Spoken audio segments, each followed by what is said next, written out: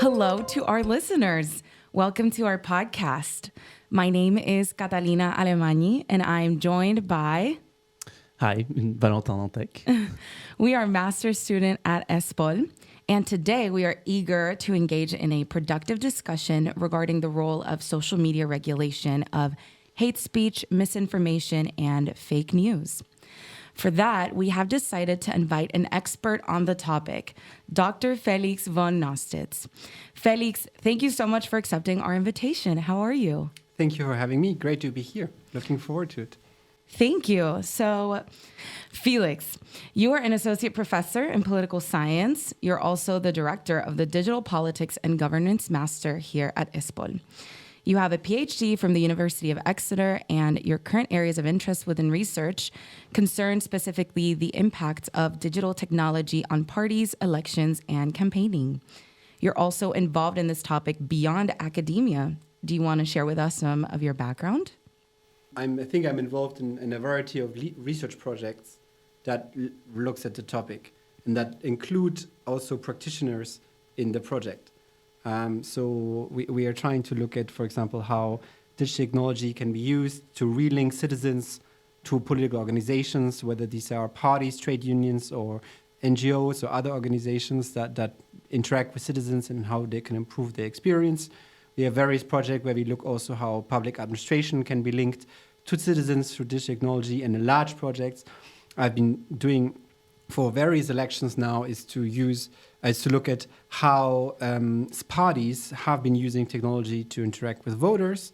And here specifically a part of the campaigning for Strasbourg project and the Digital World project, we looked at the use of Facebook, but also we have done various surveys where we ask citizens about their behavior online, like what kind of news sources are they checking, how often they do so, and which platforms, and how comfortable they feel or not to comment, like, share, or and even post information on different social media platforms within the context of European, national, but also local election campaigns. Yeah, and that's particularly relevant to our project because we actually also conduct a survey on social media. And so we are conducting this podcast and also the survey as part of a larger project here in our master's. We are aiming to address the wide and the prickly topic of content moderation within social media so we can foster a discussion, and we're sure that you'll have some great insights for us. And the project's primary objectives are, first of all, to create a valuable resource for policymakers, policy analysts, and researchers. Second of all, we would like to provide evidence-based insights and recommendations for crafting said policies in response to misinformation, fake news, or hate speech. And the third one would be to raise awareness of the urgency of such a complex topic. So, Felix, before we start looking into it together, I suggest we play a little game. What do you think about it? Okay, let's go. I will give you 3 headlines, amongst which 2 are fake news and only 1 is true. Okay. You have to find the real headline. Are you ready? I'll try. Yes. Number A, Paris bans e-scooters unless they maintain eye contact with pedestrians. Number B, wind turbines accidentally teach birds new dance patterns. And number C, new research says red wine is recommended at every meal. I think the first one is the real one. So, I have a confession to make. I'm sorry for that. I lied. All 3 of them are fake. Well, the first one sounded the more realistic then. I agree. And I hope you can forgive me for that. But I took real headlines and I twisted them, just like how fake news is actually made. And these headlines are funny, inoffensive, and actually quite easy to spot, especially dance moves. But the vast majority of fake news or AI-generated content is designed to be hurtful, outrageous, and simply disseminate doubt. So before doing this podcast, we conducted the survey, like Catalina said, amongst university students to help us understand a little better. And we found that 78% of respondents believe that social media companies should be held legally responsible for the content within their platforms. What is your take on that? I fully agree with the people who you surveyed, because in a certain way, social media platforms do not only provide a space where people can voice their opinion, but impact how many people can see this information and how far it reaches people. And so they have some editorial responsibility that also implies that they have to make sure that they do some fact checking, or they at least kind of give a possibility to the audience to be aware that this might not be correct. So it could be this, like just a note saying the point of view is ambiguous or it's not yet fact checked or something like this, in case of important information. Yeah, that's great insights that you're setting forth. And I guess I'm curious, to what extent should those social media companies be held accountable in terms of the content that is moderated? Because obviously there's a freedom of speech. And I know that in today's modern world, a lot of people feel very strongly about preserving this right. And now that social media has become a very big reality for the younger generations, so what should that balance be between the freedom of speech and content moderation? Is there even a way to ensure that there is a balance, or is it way too nuanced? Well, I think there are different aspects to consider. The first one is there are clearly some speech that is illegal or problematic, whether it's insulting someone, whether people are spreading harmful information that is clearly harmful and wrong, misstating facts, or committing a crime, or saying things that are criminal of nature. So that's one thing. And we have a lot of laws already working on this, right? Then where it becomes more difficult is this gray zone between when something is a fact and therefore needs to be fact-checked and controlled, and when something is purely an opinion. And there is the line where it becomes complicated. And I think, nevertheless, here social media platforms and its users have a responsibility to moderate. And I think there's a lot of ways put in place that it's not just like the social media platform decides this can stay and this can go, but various independent auditors or trusted flaggers that exist in order to highlight content that might be problematic or wrong. And on the other hand, a process for people that feel like they've been unfairly moderated or their post has been unfairly deleted, to have a way to challenge this kind of decision. And I think these different mechanisms together ensure that there's a good balance in a certain way between freedom of speech and moderation. And we all know that social media platforms are not very quick in reacting to any of these demands. So I think before something gets taken down, it normally takes a long period of time. And this might be less problematic in context of like political questions or something like this, but if it concerns personal nature, defamation, or hate speech, this might of course be much more problematic. And I therefore think the new regulation we have with the Digital Markets Act, Digital Services Act, or the S plural, I always forget that, are important because it might accelerate these kind of processes. And I think an important point I was mentioned at the beginning is that an important aspect is, when do these posts actually, like, what do they do? Like, if it's just like, okay, I don't like something and have an opinion and there's no effect, that's okay. Or if it's malign, okay. But often they cause harm, right? And that's where it becomes problematic. And there I think I'm more on the side, let's, intervene quickly and maybe correct our decision later on than to leave it on there and hope that nothing happens. Because, but that leads us to probably a good definition of what is fake news and not, and what do we include in the definition. I think that's a good point to discuss. I don't know. What does your survey say? Like, so. By the way, thank you for this very complete answer. You mentioned a lot of different topics that we want to address eventually. One of them that piqued my interest amongst all of them is that you mentioned sort of a third party, if I understood correctly, that would conduct the moderation. Mm-hmm. So what is your opinion of the implementation of community notes? Is it effective, or how would it work? Well, I think community notes have its place, I would say, and I think it's a very useful tool, because what the idea is in a certain way is that it allows users of the platform to engage in a dialogue with each other, hopefully in a constructive dialogue about what is true and what is not true, right? And we can always see that if a comment has more, if a post has more comments than retweets or reshares, then that normally means there's some kind of heated debate going on, and that could be productive, okay? But unfortunately, I don't think in many cases this is what's happening. So the communities not lead either to like a mud fight between two different sides, or people actually really insulting the person who challenged the idea that this original post might have been wrong or contain some misinformation or disinformation. So I'm not sure this is the most effective way. Or at least it should be one tool in our arsenal, and we should have other tools that allow us to ban or to not ban, delete the post, and if this continues to maybe also in the long term ban the user, right? But that's of course the most radical, the nuclear button to take. So I would say community notes have a place, but has to be accompanied, framed by a lot of other tools as well that allows to the state, well, also the state, but in this case, the media, social media platform to intervene.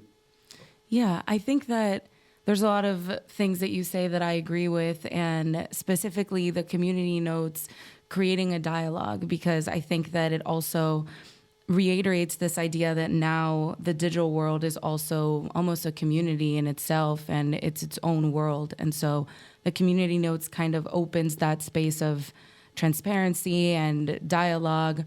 But specifically in those lines, my question, I guess, is what happens when the community notes in themselves are wrong, when they are also spreading hate speech or fake news? It's kind of tough to establish the barriers, I guess.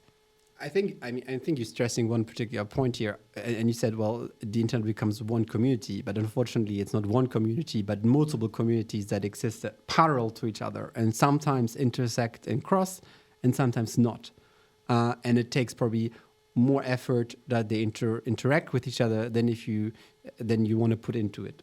So I can imagine that often wrong information and misinformation doesn't even get corrected because it's just seen by people who believe exactly the same thing, or who might even not care enough to correct this kind of mistake. And there's will be a small group of people who try to find the information that is wrong and try to correct it, right? And I'm pretty sure that for every time someone corrects one mis or disinformation, it will crop up 10, 15, 20 times again somewhere else. So I'm sure it's kind of a lost battle. So I think this nice idea that we have one big representation online and that we interact and talk to each other is unfortunately not the case. And therefore, there's not this correction mechanism is not happening as organically as you would like. But like in the real world, right? You hang out with people you maybe agree with, and you talk to them, and maybe you have the odd one out that you disagree with, or was always the troublemaker or the provocateur, but in the end, you don't hang out with so much people you disagree. I mean, profoundly. So I'm not sure this works also in reality. So Yeah. So you're saying that even if we correct some fake news and we try to make it right, others will pop up anyways. So essentially what we would need to do is develop critical thinking. And how can citizens better inform themselves to avoid falling into the trap of fake news then? Well, I think, first of all, they have to check who publishes the news, right? Like, are there any kind of supports of the statement by links to other news platforms, other news sites? Is it just one platform saying it or multiple platforms saying it, right? So in the end, it's a lot about checking the source of the information. And I think trying to find a trusted media outlet that you believe provides good information, and therefore check whether they say the same thing or say similar stuff, or see if the information aligns is a first step. Of course, they could also be wrong, but that happens all the time, right? That some news outlet is wrong. So it's also like use your critical mind, and I would say our critical skills, and also let some time pass. Sometimes it's like, okay, we have a news, we have to wait a bit. How does it develop? What actually happens? And then start maybe acting upon it, and not immediately jumping to conclusion and action based on one piece of news. So I would say that's a very critical point. Yeah, and I think that as citizens and individuals that are engaging with these platforms, everybody has a responsibility to know that they're consuming content and they need to get educated and have the knowledge to deal with that content appropriately and know that there's always a risk that something might be misleading or false. I have a specific question related more so to the users that are blatantly engaging in hate speech or engaging in spreading fake news. Beyond the social media company being held accountable, I kind of wonder, should these users also be held accountable, but to what extent? Because we know that there are these compliance mechanisms set forth in these platforms where individuals can get reported. And like you said, the nuclear solution, I think was the phrase you used, their profile can be banned or removed. Do you think that this is an appropriate compliance mechanism? Do you think there's space for improvement? Or do you think that that really is not as effective as it should be? So again, we have to make a difference between someone using hate speech, right? That is clearly a crime and that can be prosecuted also offline. And there we have a legal system that works very well and maybe take some time to take down the post. But nevertheless, if someone goes to the police and reports hate crimes, then normally this sets in motion a whole other process that goes beyond the social media platform. So that's one part of the story. And of course, disinformation and misinformation is a different story because it is not always clear what is true and what is not true. And again, I think one important factor is that we have to evaluate the harm the information is doing. So I can spread mis and disinformation that doesn't do anything, right? It's really important, very, very important to think about this. So I can say, I don't know, the sun is shining, but actually it's raining, and not much effect. Someone might be annoyed because they forgot their umbrella, but okay, that's not dramatic, right? But if I start spreading stories about, I don't know, people like refugees living in a certain building, and that we should, and then even calling for people to go and burn down the building, then of course I'm escalating. Not only do I maybe provide information that might be wrong, but also calling for action based on that wrong information that might then affect other people negatively. So, and then of course, in these different scenarios, we would have to use different kind of regulation or different kind of steps, right? So step one would be like to delete this kind of post if it's wrong. If the person continues, then it could be like step two of maybe suspending their account, and finally to ban the account completely. And so I think it depends on whether we see if it's like harmful and harmful with incitement for action offline that actually can have real consequences. But again, this is very complicated, but just because think about, I don't know, some kind of science experiment or cooking recipe that you find online and it turns out to be wrong, right? And you do it and it actually potentially can be harmful for children or whoever does it, or if you eat it, you poison yourself, right? Then of course the question is even more complicated than it comes to maybe political disinformation, where it might have less direct consequences than if it's about, I don't know, a cooking video. I'm just trying to show that this problem is not limited to political question, but can affect lots of other areas, and therefore the regulation, as you pointed out, has to be enough broad and has to be enough inclusive to also cover a question that we might not necessarily feel like fits under the category or the umbrella of fake news in the political sense, but also mis and disinformation for lots of other areas, whether it's medical advice, cooking, home arts and crafts, or home repair, whatever, where this potentially can have an issue. That leads to your question about AI, because AI is now doing this kind of thing where presenting fake videos, fake advice on lots of other areas that are in itself wrong and are, if you want to classify it, disinformation or misinformation in some way or another, and are harmful, and also have to be covered by these regulations, not only political context. So maybe also to bear this in mind. I mean, so yeah. And I noted that you mentioned that political disinformation is maybe less harmful, at least on the short run, less harmful than a poisonous cake, at least, that's for sure. And to what extent do you think that fake news influences voter behavior and overall the democratic legitimacy of a whole system?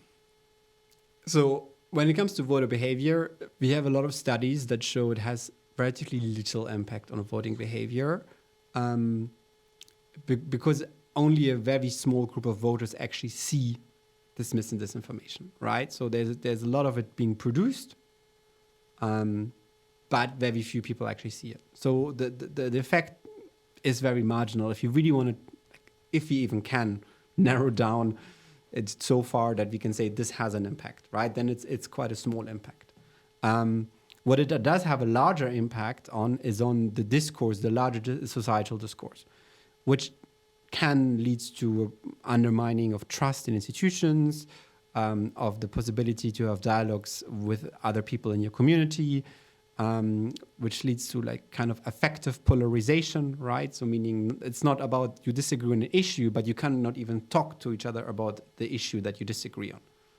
So that's why, and the second aspect, mis and disinformation that cause uncertainty, doubt, and on top of that, having politicians who don't mind propagating mis and disinformation, and on top of that, maybe even traditional media talking about mis and disinformation, repeating mis and disinformation pieces more than necessary, again, fuels this process of where people feel like they're not sure anymore what is true and what is not true.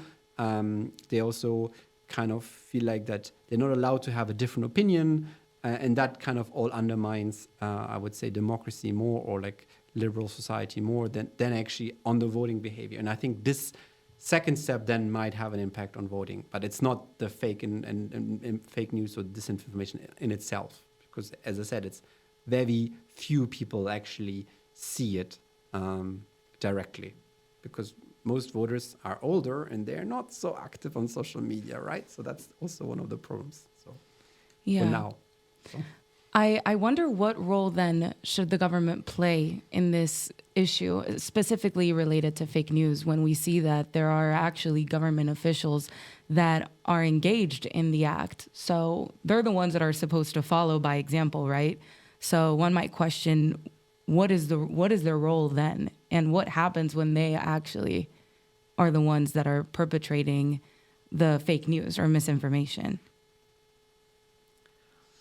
Well, that's a tough question, right? Because in a certain way, we should have a press that is independent and free, that should control these government officials or politicians or people working in public administration, to remind them or to challenge their perception, saying this is incorrect, and hopefully they should have still enough of a reach that the general public and citizens are aware that this is not true. But of course, we can see situations where this is not the case, because either the press is not anymore independent, right, or the press is overwhelmed because there's so much mis and disinformation coming from the side of the government that they don't even know which one to kind of fix now, or which one is the most important one to tell people about. But I think in general, in most democracies, this works still pretty well. I think that the state should, of course, not spread mis and disinformation. But if it does, then, of course, this should be the role of the media and a functioning media to correct this. And, of course, also a question of, like, us as citizens to demand that the state is not saying whatever it wants, but to be base their statements on facts and truth, on statistics, on scientific evidence to the best possible way. I mean, of course, they might be wrong. We can see this now with the debate of COVID. Was it a good idea to do what they did or not do? But at the moment, that seems to maybe have been the right course of action, and then say, okay, maybe we didn't do a great job, but we acknowledge that. And that's also should be part of the culture of that, to understand that scientific knowledge or knowledge of the state can evolve and change over time, and we as citizens have to be ready to say, not say this is a conspiracy theory of the time, but saying, okay, you had a crisis situation, you didn't know what to do, you tried your best, and this is the evidence you based your decision making on. Now, in hindsight, maybe that was not the best, so let's learn for the next time, and not say, oh no, they did this all on purpose to get us vaccinated, and we have now all microchips in us, right? I don't know, like, you know, this is also leading to unrealistic expectation on part of the citizens that the state is always right and has the answer to everything all the time. So it didn't have it in the past either, right? So why suddenly with social media? So I don't know. So, as mentioned before, we conducted a survey on these thematics that we're discussing, and we want to delve deeper into our findings with you. And the survey we conducted targeted mostly university students. More than 50% of our respondents are between 22 to 25, so I think that's important to keep in mind, and are enrolled in graduate level education, also an important piece of information. So we asked them to define the purpose of content moderation on social media, and the most common answers were to target hate speech, to protect vulnerable groups, and to comply with regulations. How would you define, in the shortest way possible, according to you, how would you define the purpose of content moderation? I think it's to reduce, limit, and avoid harm. Is that kind of Yeah, that works. a good way? And this includes all the elements that the respondents have mentioned: minorities, hate speech, and so on and so forth, and comply with regulation. And And so- what do you say about the people that think that it's there to silence them and to censor their opinion? I mean, the fact that they can state this is already showing that they're not being censored or limited, right? That's my first point of view. And I think that there's lots of possible outlets for every point of view that you want. So I'm not sure that this is really the case. I mean, I don't know. I have never felt that I was particularly limited in my freedom of speech online so far, but maybe I know a privileged white middle class man, so that could be my advantage. But I didn't have the feeling that like lots of my friends in different backgrounds and different social class, race backgrounds or anything had any issues either. They might have encountered a lot of backlash, but that's another question. But they were able to express their opinion. So I'm not sure this is really happening. But maybe like it can be proved wrong. I don't know.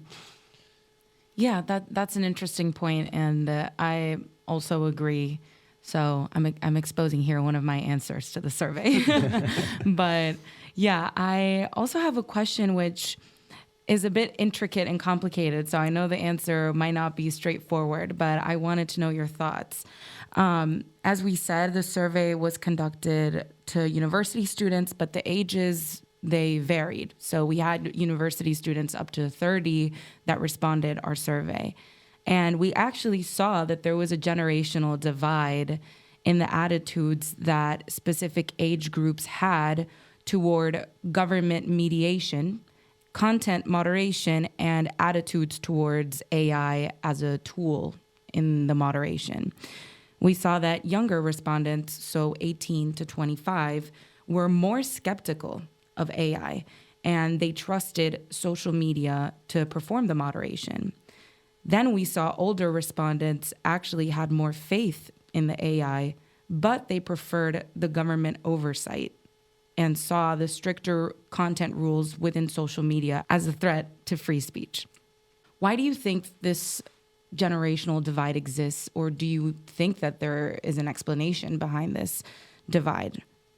So just to be clear, I fully understand. So those below 25 prefer that the moderation activity is done by the platform company and with the help of AI, versus the 25 and older prefer that the moderation is done in person or by flaggers and with the state, or what was the... Yeah, the older generations preferred the government oversight, okay, and they felt that the social media content rules, the strict content rules, is a threat to their freedom of speech. Okay.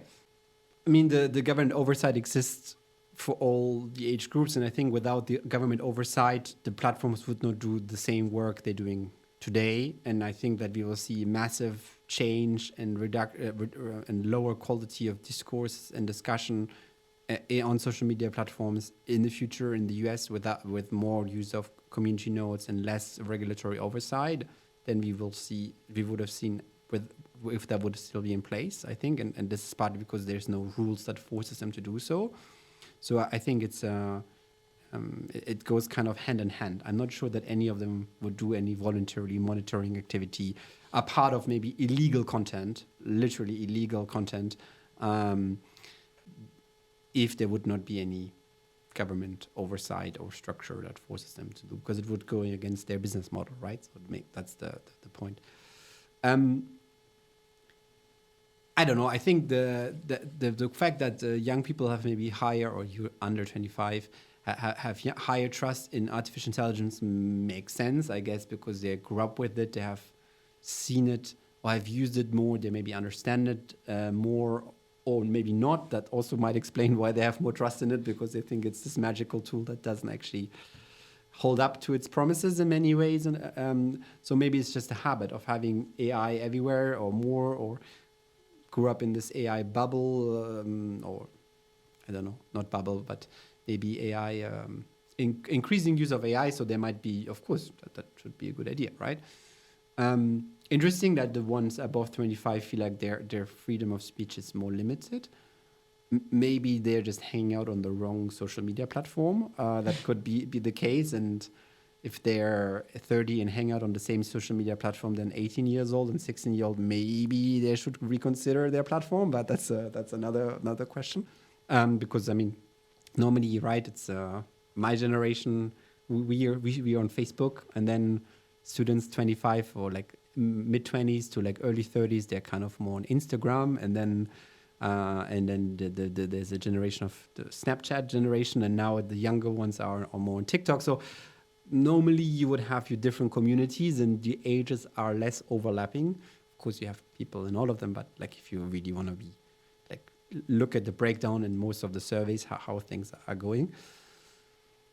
So maybe this person feels like they're being censored because they're just not using the platform the right way, and therefore people are feeling disturbed by it, or using a platform for political purposes that should not, or has actually its own rules not to be political, and therefore not allowed to be political, right? TikTok for a long time didn't like political content, or limited it, and even so far that you could not have paid political advertisement on them. So of course, I mean, yeah, maybe then you don't see what you want, and if you have a specific political orientation, and one of the social media platforms is clearly known to be more dominated by users of one political group, maybe you feel a bit more excluded.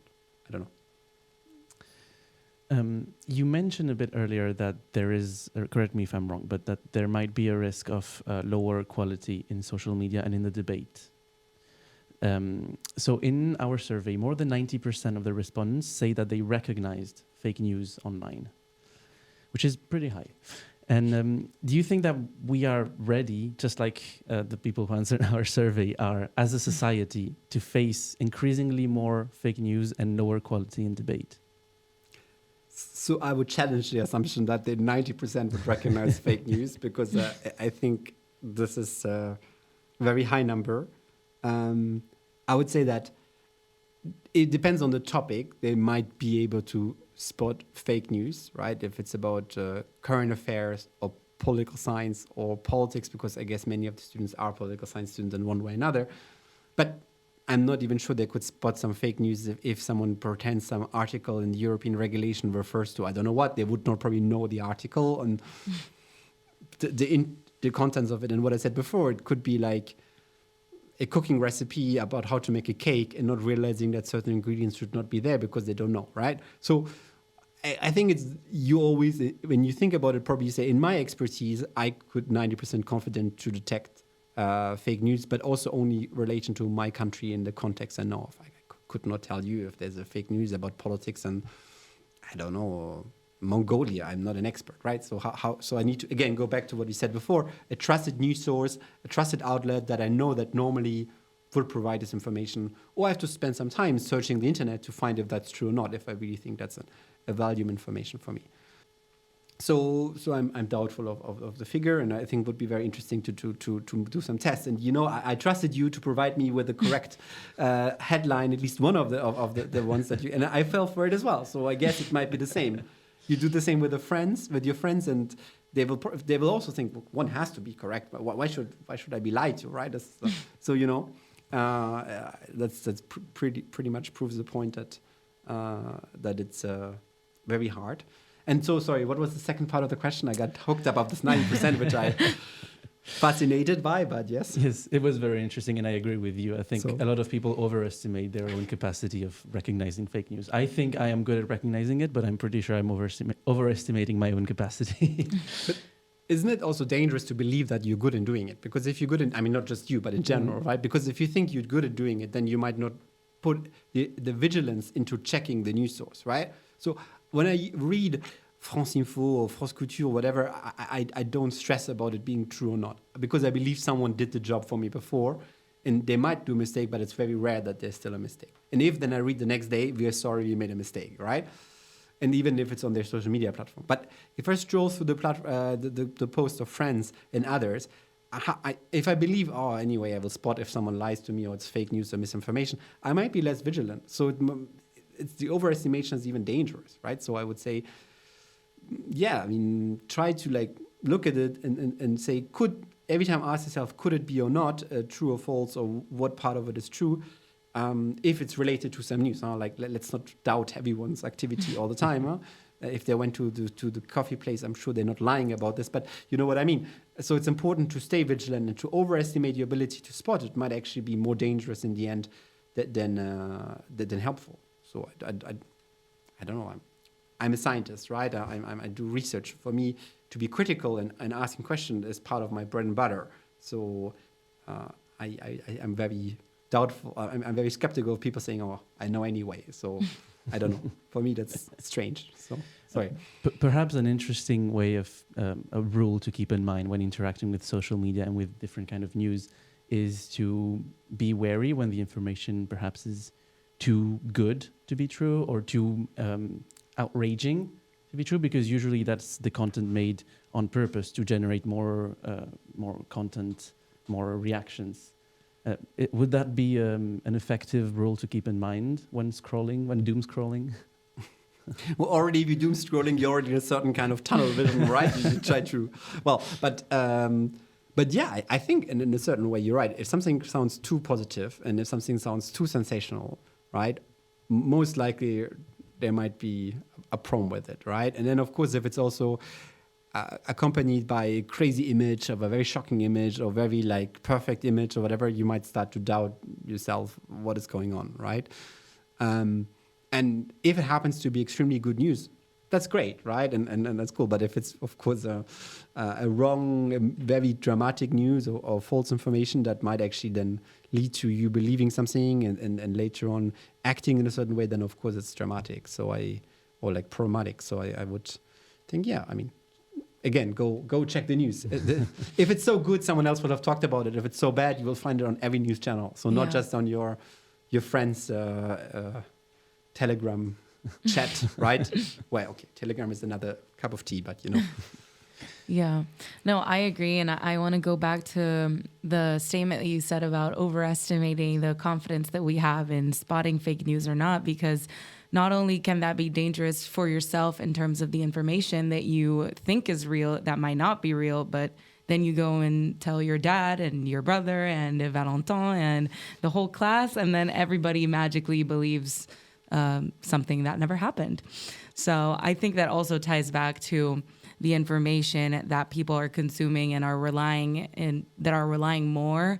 I think nowadays, for example, we see how Twitter has become basically a news outlet. People go to Twitter to read the quote unquote news.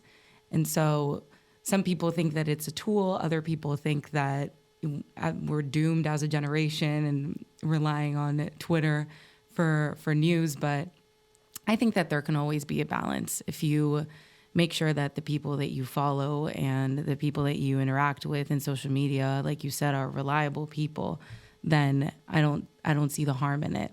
But it's definitely more nuanced than trying to identify what's fake or not. It's more complicated than that. Yeah, and again, if you follow Le Monde or Le Figaro on X or Twitter, that's not the problem, right? Because they normally probably would only publish articles that went through the process, right? And that's perfectly fine. And you can say, I go there to find my news. But if your news source is some kind of obscure blogger or that is known for presenting their personal point of view that is not fact-checked or that is just them rambling about how things are, then of course it's a bit more problematic. And if this person becomes your news source, then it's a problem, right? And of course, again, there are some that are very well researched and very well done, and they're great. But that, again, should not be your only source of the news. So I don't have any problem with you to get informed on TikTok and Twitter and whatever you want. But then again, who you follow on this social media platform, and that you do this in addition to following other news outlets. And it's not so complicated these days to have your app from your preferred newspaper next to your social media, and you can just see, okay, something is not adding up, or they're lying, right? And I think one point you mentioned is quite interesting, that is often forgotten, I think, or maybe in a certain way, maybe even the younger generation particularly, is that we still do talk to other people offline, right? In a certain way, if you are considered by your peers, your family, your friendship network, or like as particularly politically informed, because you happen to study political science, international relations, or whatever, and you do spread some information that might be true or not, you in a certain way act like kind of a micro influencer for the people surrounding you. And I think this is a danger people maybe not be aware of. And so you do have a certain kind of responsibility also towards your community to make sure that what you say is correct or not, especially when you're seen as someone who has some kind of knowledge in the area, and in some cases to have gone to university to study a specific area makes you an expert or more of an expert than so they will believe you. So I think this kind of micro influencer idea is also something to bear in mind, right? This is super stupid to say, but we as teachers certainly have this kind of responsibility as well. We have to be careful what we say, because some of our students might take everything as we say for like the gold standard. And it's like, no, we might have made something wrong, right? Don't. But yeah, so we have to be careful about this. And so do you, with the next generation, your parents, your grandparents, and yeah. So this is an important point to bear in mind, this kind of hybrid media system we're living in and how they interact and the lines blur. So makes things even more complicated, right? So yeah. Speaking about experts, there's the experts that study the topic, the academics, the journalists, and then there's the policymakers. And in our poll, almost 85% of the respondents believe that the policymakers do not understand technology well enough to regulate it effectively. Do you think that's the case? I think many policymakers do not understand the technology enough for it to regulate it effectively. They don't understand their business model. They don't understand how it functions, it works, what part of life it affects, and its underlying function. So here I can make some advertisement. Of course, my master tries to address exactly this gap, or our master, sorry, it's not only my master, but our master at ESPOL tries to address exactly this gap of making sure that we train people that have some of the technical expertise, the social science expertise, and then know how to then speak to policymaker to show them what is technically possible and what is socially desirable and how it can work together in a useful way of regulating things. Having said that, they are very good people, especially also on the European level and within ministries, so on the bureaucratic side, and that have very good knowledge of the technology.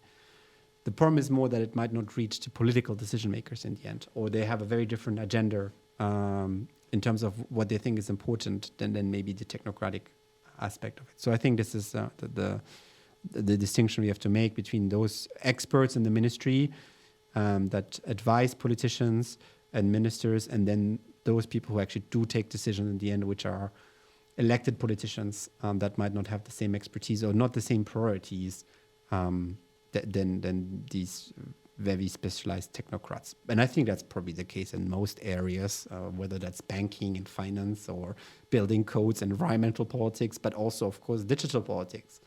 The main issue is, of course, the digital politics becomes very similar to infrastructure investments, because it is the foundational platform on which many other things are built. So it's very important to get it right, because if you don't, then we not only have a problem in this area, but it might affect lots of other sectors as well. So I think this is why it's important to get it so right and have a future generation of civil servants that are better trained in understanding this and making the public sector more attractive also for engineers, computer scientists. And I think, again, when we look at the case of the US, this is unfortunately not happening at the moment with all the cuts and the uncertainty that Doge and co is causing in this area, where we had very good computer scientists and technological innovators in various public administrations and special services in the US that are now disappearing or